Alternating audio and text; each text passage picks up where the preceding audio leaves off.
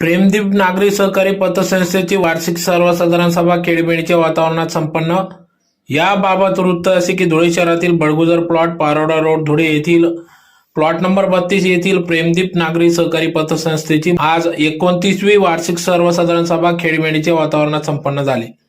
सदर सभा पतसंस्थेचे अध्यक्ष प्रेमचंद नहार यांच्या अध्यक्षतेखाली पार पडली.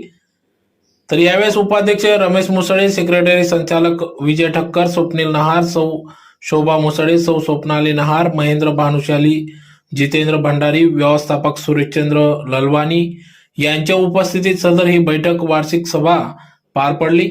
तर यावेळेस मोठ्या संख्येने सभासद वर्ग उपस्थित होता. तर प्रेमदीप नागरी सहकारी पतसंस्थेचे 945 सभासद असून संस्थेचे 3,54,20,20,000 एवढी रक्कम ठेवली असून